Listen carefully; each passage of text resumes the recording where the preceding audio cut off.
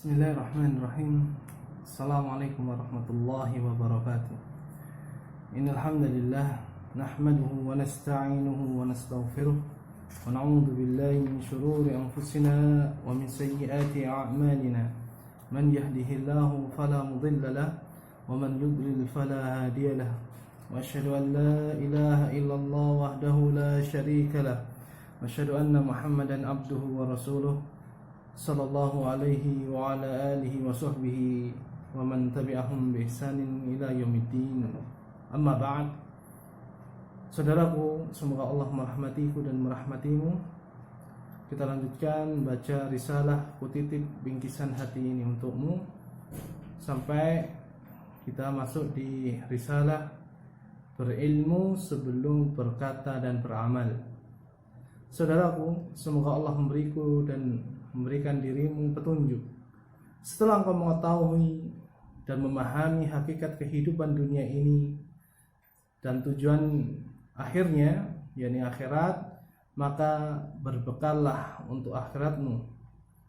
Namun, apakah bekal yang terbaik untuk menyongsongnya? Jawabannya adalah firman Allah Azza wa Jalla, "Wa tazawwadu fa inna khairaz zadi taqwa wattaquni ya ulil albab." Kata Allah, berbekallah kalian, dan sesungguhnya sebaik-baik bekal adalah ketakwaan. Maka bertakwalah kepadaku, wahai orang-orang yang berakal.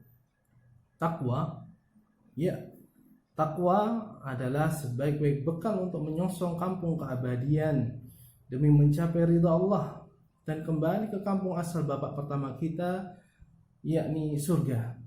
Tahukah engkau apa itu takwa? Kata yang sangat mudah diucapkan, ya. Kata yang familiar, sangat sering terucap. Takwa itu adalah mentaati Allah dengan ilmu dan berharap pahalanya, dan meninggalkan maksiat kepada Allah dengan ilmu dan takut akan siksanya, sebagaimana diucapkan oleh Talq Ibn Habib rahimahullah, seorang ulama tabi'in.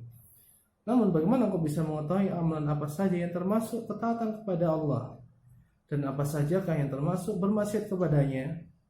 Kunci semua itu adalah ilmu.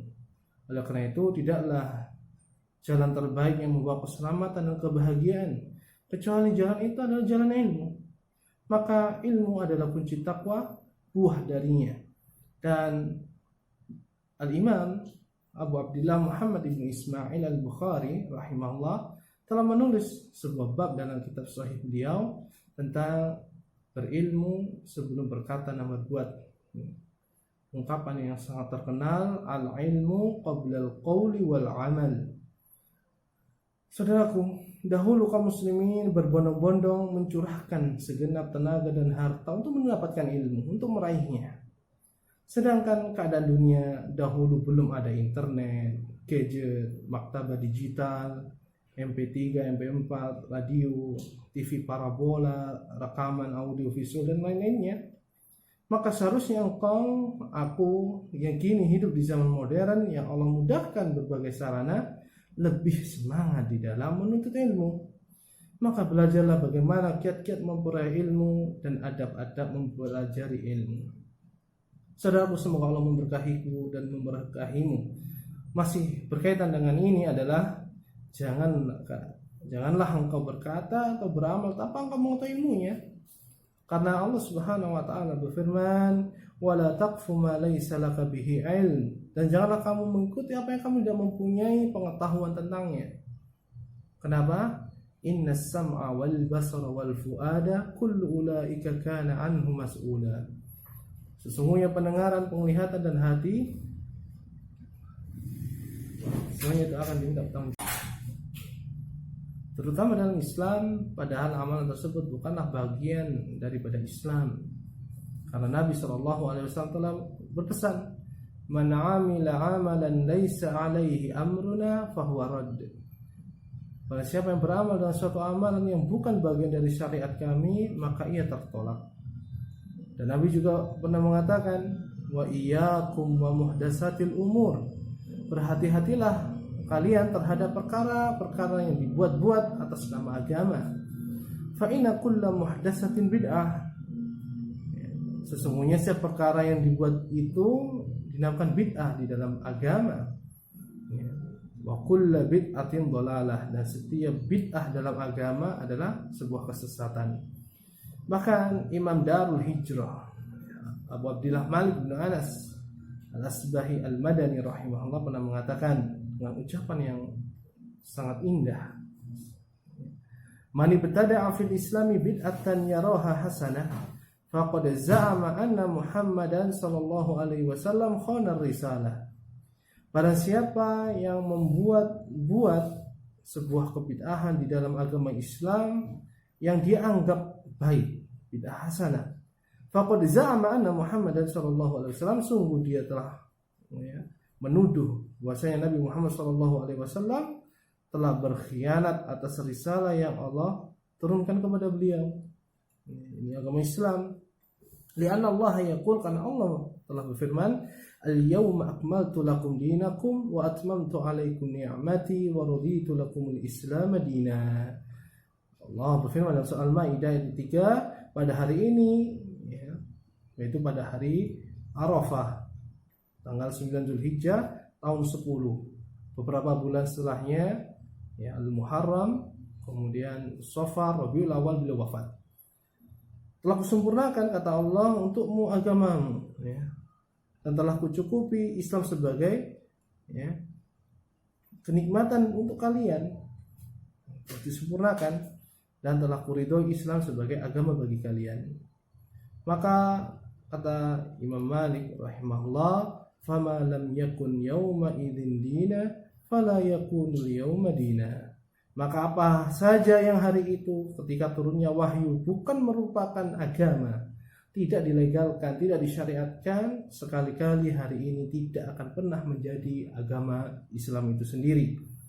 Dan Imam Abu Bakar Abdullah bin Az-Zubair Al-Humaidi, guru Imam Bukhari rahimahullah, beliau pernah mengatakan, "Wa annal imana qaulun wa amalun." Iman itu qaul dan amal, ucapan dan perbuatan. Yazidu wa yanqus, bertambah dan berkurang. Ini adalah akidah Ahlussunnah wal Jamaah, termasuk pokok akidah Ahlussunnah wal Jamaah. Wala yanfa'u qaulun illa bi'amal, tidaklah bermanfaat ucapan seseorang itu kecuali dengan amal, dengan bukti amal. Wala amalun wa qaulun illa biniyah, dan tidak dianggap, tidak bermanfaat amal, ucapan kecuali dengan niat. Wala qaulun wa amalun wa niyatun illa bisunnah, dan tidak bermanfaat ucapan, perbuatan, niat kecuali harus dia mengikuti sunnah Nabi sallallahu alaihi wasallam. Saudaraku yang kusayangi karena Allah, sangat penting kau ketahui bahwa menuntut ilmu memiliki beberapa tahapan yang harus dilalui, seperti anak tangga. Seorang penuntut ilmu harus memulai dari yang terpenting, yakni tauhid, yang dasar, masalah akidah, dan bertahap terus. Begitu pula fikih, dari fikih yang dasar, matan, kemudian beranjak kepada dalil, dan seterusnya hingga perselisihan para ulama dalam pembahasan fikih. Dan waspadalah dari kalian dari sikap-sikap tergesa-gesa, yang sehingga menutupi kesabaran dan kemampuan diri. Allah Subhanahu wa taala berfirman, "Wa qala alladziina kafaru laula nuzzila 'alaihi al-Qur'anu jumlatan wahidah." Dan orang-orang kafir itu berkata, mengapa Al-Quran itu tidak diturunkan kepada Nabi SAW itu sekaligus saja? Kadzalika nutsabbita bihi fu'adak. Demikian agar, kata Allah SWT, kami memperteguh hatimu wahai Muhammad dengan Al-Quran itu. Warattalnahu tartila. Dan kami membacakan Al-Quran itu kepadamu secara tartil. Tartil di sini berangsur-angsur, perlahan-lahan, dengan kaidah-kaidah yang benar. Ini kata Allah Subhanahu wa taala. Seorang penyair pernah mengatakan, "Idza mal aslu ulfiya ghairu zakin, fama tazku madad dahril furu'u." Apabila pondasi suatu itu tidaklah bagus, maka cabang pun akan demikian sepanjang masa. Maka hendaknya seorang penuntut ilmu memprioritaskan untuk menghafal Quran, kemudian menghafal hadis Nabi SAW. Imam Abu Umar Yusuf bin Abdullah yang terkenal dengan Ibnu Abdul Bar Al-Qurtubi rahimahullah pernah mengungkapkan sebuah ungkapan yang sangat bagus bagi penuntut ilmu, bagi kita semuanya. Menuntut ilmu, kata beliau, memiliki tingkatan dan tahapan yang tidak boleh dilanggar. Siapa yang melanggarnya secara keseluruhan, maka ia telah menyelisih jalan para ulama salaf. Siapa yang menyelisih jalan salaf dengan sengaja, maka dia telah tersesat. Dan siapa yang menyelisihinya karena ijtihadnya, pemikirannya, pendapatnya, maka dia telah menyimpang. Kemudian kata beliau, awal dari ilmu adalah menghafal kitabullah dan memahaminya sesuai dengan kemampuan. Segala apa yang dapat membantu untuk memahaminya, maka wajib mempelajarinya pula. La yatimul wajib illa bihi fahuwa wajib. Apa saja yang tidak sempurna kewajiban itu kecuali dengannya, maka hal itu pun menjadi wajib. Al-Quran adalah pokok dari ilmu karena dia sumber, sebagaimana hadis. Siapa yang menghafalnya sebelum usia balik lalu meluangkan waktunya untuk pelajari apa yang dapat membantunya dalam memahaminya berupa bahasa Arab. Ini kami nasihatkan untuk kita semuanya agar kita mempelajari bahasa Arab. Karena dia bahasa Al-Quran, bahasa hadis, bahasa kita para ulama radhiyallahu anhum ajma'in. Maka hal itu, kata Ibnu Abdul Bar rahimahullah, adalah penolong terbesar untuk mencapai tujuan dalam memahami Al-Quran dan sunnah Rasulullah Sallallahu Alaihi Wasallam. Ini fadilah, keutamaan dan kekhususan mempelajari bahasa Arab. Maka sibukkanlah dirimu dalam membaca Al-Quran, menghafalnya, dengan sedikit demi sedikit memahaminya.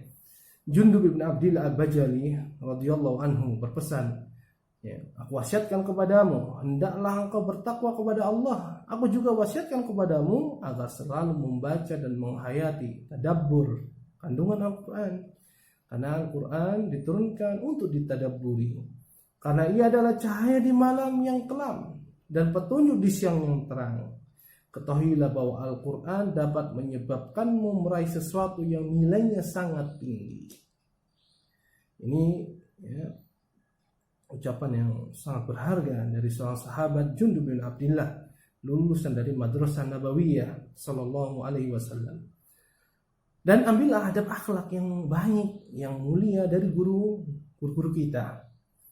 Karena termasuk kebiasaan salaf radhiyallahu anhum dalam menuntut ilmu, selain memulai dari menghafal Quran dan hadis, adalah mereka belajar adab akhlak dari guru-guru mereka. Hingga bertahun-tahun mereka hanya belajar adab, karena adab itu mewakili keislaman seorang guru. Karena yang nampak adalah amal, sedangkan amal adalah buah dari keimanan ilmunya.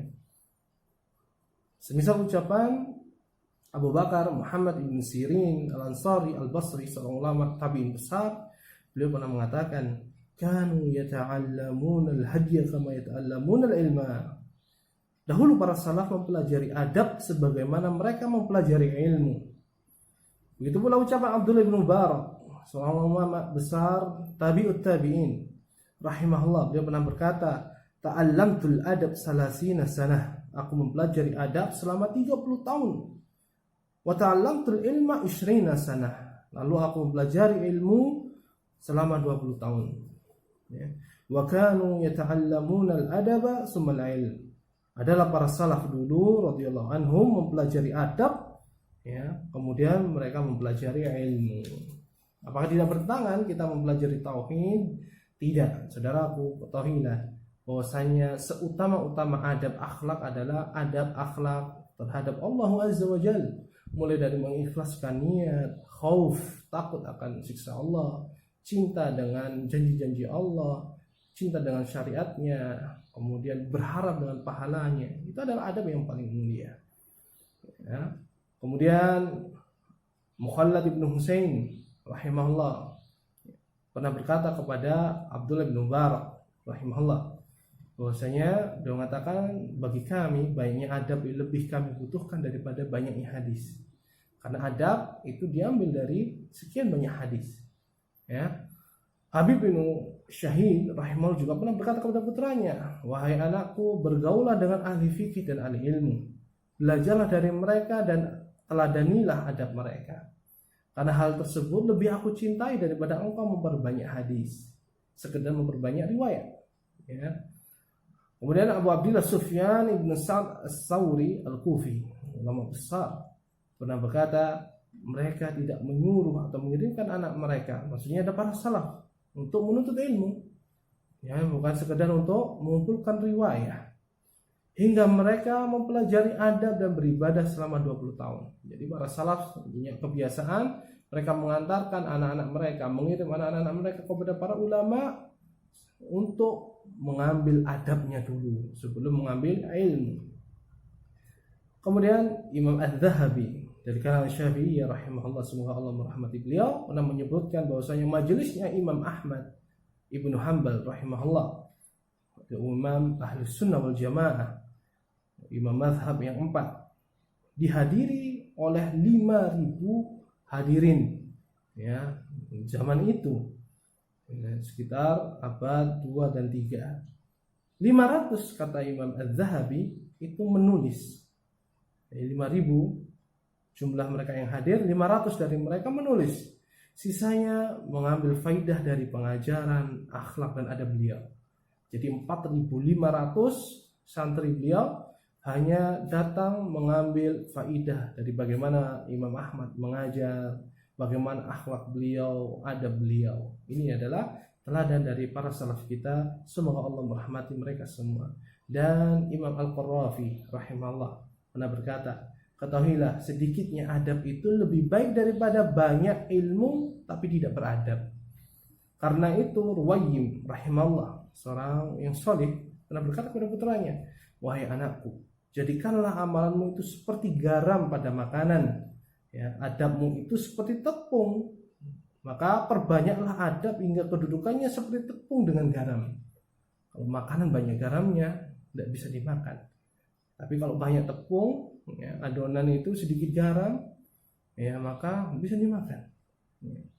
Banyaknya adab dengan sedikitnya amal soleh itu lebih baik daripada amal namun sedikitnya adab. Wallahu ta'ala alam. Semoga Allah Subhanahu wa taala merahmati para ulama kita dari kalangan salafun salih dan menyayangi serta memberikan petunjuk kepada kita agar benar-benar kita mengambil faidah ilmu, kemudian mengambil adab dari mereka di dalam kita menuntut ilmu. Mungkin ini dulu yang dapat kami sampaikan. Insyaallah kita akan lanjutkan di kesempatan yang akan datang. Wassallallahu wasallam ala nabiyina Muhammad walhamdulillahirabbil alamin. Subhanakallahumma bihamdika asyhadu an la ilaha illa anta astaghfiruka wa atubu ilaik. Wassalamualaikum warahmatullahi wabarakatuh.